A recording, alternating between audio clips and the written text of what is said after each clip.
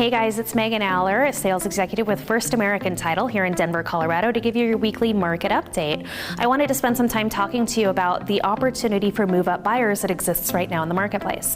You've heard me talking about the Goldilocks zone that exists between July 4th and Independence Day weekend and Labor Day weekend. Now, for those of you that are move-up buyers, you actually have an extended opportunity that lasts a little bit longer into October.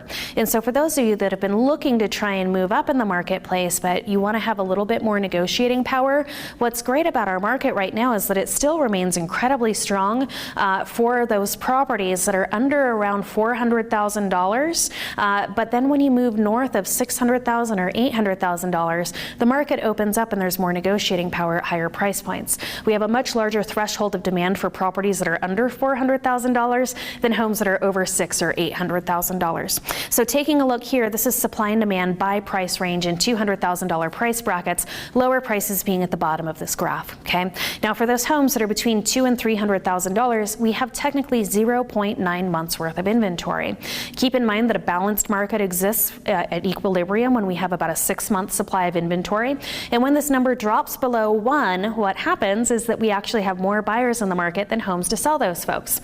And even though we're transitioning into a period where we have a higher amount of active listings in our market, there's still such a huge threshold of demand that exists at that particular price point that you can still likely garnish multiple offers if you're in a desirable neighborhood and you're serious about selling your home. You stage it appropriately and price it accordingly.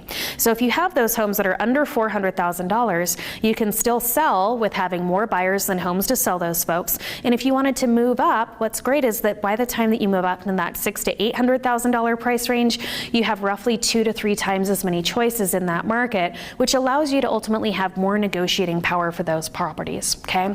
What also happens is with more price reductions rolling through Metro Denver, going into July, August, and September, is that price reductions are larger at higher price points. So this graph behind me shows from left to right the average price reduction last month by price range. Now you can see that those homes that are between $200,000 and $400,000 had just under or just around a 4% price reduction. But if you can jump up to that $600,000 to $800,000 price point, or even $800,000 to $1 million, what's great about that is that those are seeing 6% price reductions at this point. So again, more negotiating power, and the market becomes a little bit softer up at that price range. Okay. Finally, average days on market. So you're still able to sell your home very quickly if you're at a lower price point. Those homes that are between $200,000 and $400,000 right now are still only spending about 2 weeks on average in the market. However, if you're looking to move up $600,000 to $800,000 or $800,000 to $1 million, what's nice about those properties is that they're spending somewhere between 4 to 6 weeks on the market at this point. So you're able to get yours under contract very quickly to go out and find your replacement home with more choices available in the market. Again, flash sales, the likelihood of your unit going under contract in 7 days or less. For those homes that are between $200,000 and $400,000, it's still more than half that are selling in that first weekend.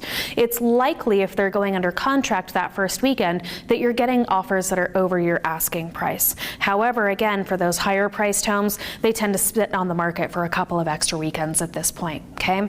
Finally, the last thing that we'll talk about briefly is the odds of selling. The odds of selling takes into account the entire pool of listings that are available for sale, those that result in a contract and a closing versus those that sit on the market for another month or two or ultimately expire.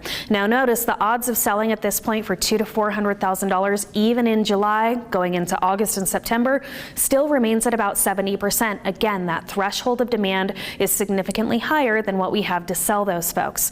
However, if we look at $600,000 to $800,000 or $800,000 to $1 million, that drops down to about a 33 to a 45% chance of selling in that particular month. Okay, so again, that gives you really great odds to sell your lower priced listing high and have negotiating power and buy low at the higher end of the price points.